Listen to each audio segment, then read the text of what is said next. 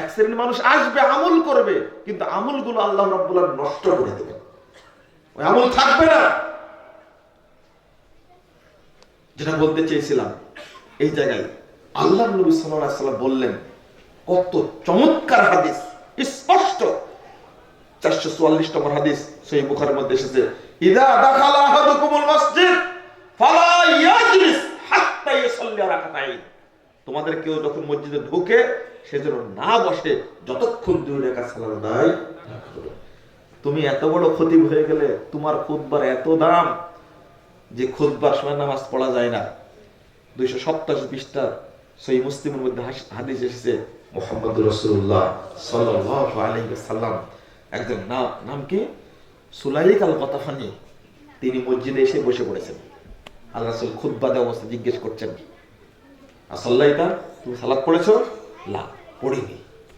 তখন বলছেন, কুম, দাঁড়াও, সাল্লি রাকাতাইন, 2 রাকাত পড়ো, ফাউজিস, সংক্ষেপ করে পড়ো। আল্লাহর নবী খুতবা দেওয়া অবস্থায় যদি সালাত চলে, তুমি কত বড় খতিব হলে মসজিদকে অপমান করে তোমার সামনে নাকি নামাজ পড়া যায় না। কেন এই ফজিলত নাই? মসজিদে তাহিয়াতুল মসজিদের ফজিলত নাই? আছে না ফজিলত, ওই ফজিলত মানি না কেন? মুহাম্মদুর রাসূলুল্লাহ সাল্লাল্লাহু আলাইহি ওয়াসাল্লাম বিলালকে বলছেন, তিরমিজি 2য় খণ্ডে 209 পৃষ্ঠা হাদিসটা বর্ণিত হয়েছে, বিলাল, মা দাখালতু জান্নাতা ইল্লা সামিতু খাশাতা, আমি যখনই জান্নাতে ঢুকি তখনই দেখি তুমি আমার সামনে দিয়ে খটখট করে হেঁটে যাচ্ছ। ব্যাপারটা বিলাল তাজা, বিলাল মরেনি, তাজা। রাসূল সাল্লাল্লাহু আলাইহি ওয়াসাল্লামকে বলছেন, আল্লাহ সাল্লাম তেমন কিছু আমল করেনি, ইজা তাওয়াজ্জাইতু সাল্লাইতু রাকাতাইন আও ইজা আযযামতু সাল্লাইতু রাকাতাইন, আমি যখন ওযু করি তখন 2 রাকাত তাহিয়াতুল ওযু পড়ি, অথবা তখন আমি আযান দিই তখন তাহিয়াতুল মসজিদ 2 রাকাত পড়ি, আর কোনো আমল করি না। আল্লাহ রাসূল বললেন, আর বলতে হবে না, বিহিমা, এই 2 রাকাত সালাতই তোমাকে আমার সামনে দিয়ে জান্নাতে হাঁটার সুযোগ করে দিয়েছে। সুবহানাল্লাহ, ফজিলত তো আছে, ফজিলত মানলেন না কেন? শিখলাম কি? 85 বছর যাবত তাবলীগ করছি, শিখলাম কি? দুর্ভাগ্য। বরং হাদিসগুলো যখন যায় তখন বিদ্বেষটা আরো বাড়ে, বিদ্বেষ এমন ভাবে পোষণ করে, কল্পনাই করতে পারে না, ভাবতেই পারে না। ঢাকায় খুতবা দিয়ে বেরিয়ে আসছি, একজন আমাকে ধরে ফেলেছে, হাদিসটা বলেছি, রাগে বলছিলাম, সব হাদিসগুলো বলেছে দিনে। রাসূল সাল্লাল্লাহু আলাইহি ওয়াসাল্লাম বললেন, সালাতে দাঁড়ানোর সময় পরস্পরের পায়ে পা, কাঁধে কাঁধ মিলে ফাঁক বন্ধ করে দাঁড়াতে হবে। প্রত্যেকটি হাদিসের গ্রন্থে বাবু তাসবিয়াতুস সুফুফ উল্লেখ করা আছে, কাতার সোজা করা অধ্যায়। রাসূল সাল্লাল্লাহু আলাইহি ওয়াসাল্লাম বলছেন, আবু দাউদের 97 পৃষ্ঠা হাদিস বর্ণিত হয়েছে, লা তাযরু ফুরুজাতিল লিশাইতান, শয়তানের জন্য ফাঁক রেখো না তোমরা। শয়তান দাঁড়িয়ে থাকে ওখানে, 2 জনের মাঝখানে শয়তান দাঁড়িয়ে থাকে, 2 জনকে কুমন্ত্রণা দেয়। আল্লাহ রাসূল বলছেন, মান ওয়াসালা সাফফান ওয়াসালাহুল্লাহ ওয়া মান কাতারা সাফফান কাতারাহুল্লাহ, যে ব্যক্তি কাতারের মধ্যে দাঁড়ানোর সময় পায়ে পা মিলিয়ে, কাঁধে কাঁধ মিলে কাঁধা সোজা করে দাঁড়ায়, ওই ব্যক্তি আল্লাহর নিকটবর্তী হয়ে যায়। আর যে ব্যক্তি বিচ্ছিন্ন হয়ে যায়, কাতারের মধ্যে ফাঁক রেখে দাঁড়ায়, ওই ব্যক্তি আল্লাহ থেকে বিচ্ছিন্ন হয়ে যায়। রাসূল সাল্লাল্লাহু আলাইহি ওয়াসাল্লাম বলছেন, দেখেন ফজিলত কত। 5797 নম্বর হাদিস আবু দাউদের মধ্যে এসেছে, আল্লাহ রাসূল সাল্লাল্লাহু আলাইহি ওয়াসাল্লাম বলছেন, মান সাদ্দা ফুরজাতান ফি সাফ, কেউ যদি কাতারের মধ্যে দাঁড়ানোর সময় ফাঁকা বন্ধ করে দাঁড়ায়, ফাঁকা বন্ধ করে দাঁড়াবে, রাফাল্লাহু লাহু দারাজাত, আল্লাহ তার মর্যাদা বৃদ্ধি করে দিবেন। ওয়া বানাল্লাহু লাহু বাইতান ফিল জান্নাহ, এবং তার জন্য জান্নাতে আল্লাহ একটি ঘর তৈরি করবেন। হাদিসের সনদ সহিহ। বক্তব্য দিয়ে বেরিয়ে আসছে, তখন ধরেছে আমাকে, ধরে বলছে যে 2 জনের মাঝে ফাঁকটা বন্ধ করার কথা বলছে, তো আপনার 2 পায়ের মাঝে যে ফাঁক ছিল অনেকখানি, এখানে শয়তান দাঁড়ায় না? বুঝেননি কথা? আচ্ছা, মেজাজটা কত খারাপ হয় বলেন দেখি, মেজাজটা কত খারাপ হয়। বেদাতীদের স্বভাবই এটা, উল্টা যুক্তি দেখে সুন্নাতকে ঢাকা দেয়, এটা হলো স্বভাব। বলেন, ইমামের সাথে কেউ কি দাঁড়ায়? তাই ইমামের 2 দিকে ফাঁকা থাকে না? ওখানকার কথা আল্লাহ নবী বলেছেন, ইমামের দুই পায়ের মাঝখানে ফাঁকা থাকে না, আমার জবাবটা আর সহ্য করতে পারলাম না, জবাবটা মনে পড়ে গেছে আমার আব্বার কাছে শোনা। আবু তাহের বর্ধমানেও জবাব দিয়েছিলেন খুব চমৎকার।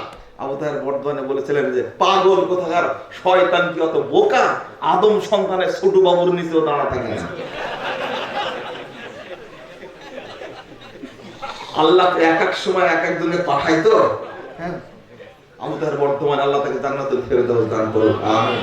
আগে আলেমগণ ছিলেন দলিলের আগে যুক্তিতেই পারেন, তারপরে সানাউল্লাহ অবরিত শরীফ আলহামদুলিল্লাহ এক একজনকে আল্লাহ এমন ভাবে নাজিল করেছিলেন। ফাতিহে কদিয়ান শের পাঞ্জাব কাদিয়ানীকে এমন ভাবে সাইজ করলেন, গোলাম আহমদ কাদিয়ানীর বাহাসে গিয়ে গোলাম আহমদ যুক্তি দিল, দেখো আমার নাম হলো আহমদ আর আল্লাহর নাম দিয়েছে ইসমুহু আহমদ, আমি যে নবী এটা তার পুরানি তার দলিল। তখন সানাউল্লাহ সাহেব বলছেন যে আহমদ তুমি কি জানো আমি আল্লাহ? মানে ওর তো গোলাম আহমদ ছিল, গোলামটা বাদ দিয়ে দাবি করছে কি আহমদ, আর ইনি বলছেন আমি তো আল্লাহ তুমি কি জানো, মানে সানাটা বাদ। সানাউল্লাহ আমার মতো আল্লাহ তোমার মতো গাধাকে নবী করে পাঠাবে, কি জবাব দেবে বলেন দেখি। আরো অনেক কাহিনী আছে কিন্তু যুক্তিটাই শেষ। আলহামদুলিল্লাহ তাদের মধ্যে একটা যুক্তি ছিল। ঠিক আব্দুর রব সাহেবের একটা ঘটনা আমার আব্বা বলেন যে বক্তব্যদের রাত্রিতে ঘুম থেকে উঠতেই ফজর সালাত শেষ না হতে পুলিশ এসে গাড়ি বাড়ি ঘেরাও করে দিয়েছে। আপনি নাকি আল্লাহকে অস্বীকার করেন কেন? এই যে হুজুরেরা বলছে আপনি আল্লাহকে মানেন না, কেন আল্লাহকে মানি না, কি বলেন আপনারা? আমি তো আল্লাহর পক্ষেই বক্তব্য দিয়েছি কালকে। মানে উনি বলেছেন আল্লাহর আকার আছে, তিনি নিরাকার না, এই হলো আপত্তি। আল্লাহ সর্বত্র বিরাজমান, এটা তো ঠিক না। তখন আপনি নাকি বলেছেন আল্লাহ সর্বত্র বিরাজমান, কথা মিথ্যা, ঠিক না। তো বলছে যে অবশ্যই ঠিক না।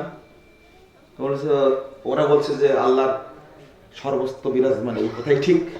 বলছে তাই নাকি? কি আলেম সাহেব ঠিক আছে? আল্লাহ সর্বত্র বিরাজমান, সব জায়গায় থাকেন?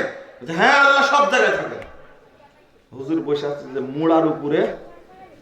আব্দুর রব সাহেব বলছেন যে আপনার মুড়ার নিচে যে জায়গাটা ফাঁকা আছে আল্লাহ কি ওখানেও আছে? বুঝেননি কথা? আল্লাহ কি ওখানেও আছে? কথা কয় না। এসপি সাহেব বলছে কথা বলেন না কেন? কথা কি বলবে? আল্লাহ যদি সব জায়গায় বিরাজমান থাকে ওখানে আছে, তাহলে আপনার মুড়ার নিচেও কি আল্লাহ আছে? কি উত্তর দেবে? আপনি নাকি আর একটা কথা বলেছেন যে আল্লাহ আকার আছে, আর একটা বলে আল্লাহ নিরাকার। কোরআন হাদিস বাদ, কোরআন হাদিসের দলিল দেয়নি। আব্দুর রব সাহেব বলছেন যদি এটাই ঠিক হয় তাহলে আল্লাহ যদি নিরাকারই হন, মানে ইমাম আবু হানিফা আল্লাহকে ৯৯ বার স্বপ্ন দেখেছেন, এই কথা কি ঠিক? একটা ঠিক বললে আর একটা মিথ্যা হয়ে যাবে না? একদিকে বলছে আল্লাহ নিরাকার, আর একদিকে বলছে ৯৯ বার স্বপ্ন দেখেছেন আবু হানিফা। দো হাল সে খালি নেই, একটা সত্য বললে আর একটা কি হবে? বলেন। এসপি সাহেব বলছে কথা বলেন না কেন? ছোট্ট একটা হুজুরের সাথে আপনার কথা বলছেন। তখন বলছেন যে কথা কি বলবো, সবাই তুমি বাঁকা বাঁকা কথা বলছে। কথা তো বাঁকা বলেনি, ঠিকই বলেছে। যদি তিনি ৯৯ বার আল্লাহকে স্বপ্ন দেখে থাকেন, এই কথা যদি সত্য হয় তাহলে আল্লাহর আকার আছে। আর যদি আল্লাহ যদি নিরাকার হন তাহলে আবু হানিফার কথা মিথ্যা। কোনটা ঠিক? হুজুর কোনো কথা বলতে পারে না। এসপি সাহেব বলছেন কাদেরকে নিয়ে আসছেন? আমার ছাত্রের ছাত্র হওয়ার যোগ্যতা নাই, পড়াশোনাই করে না। কি বুঝলেন?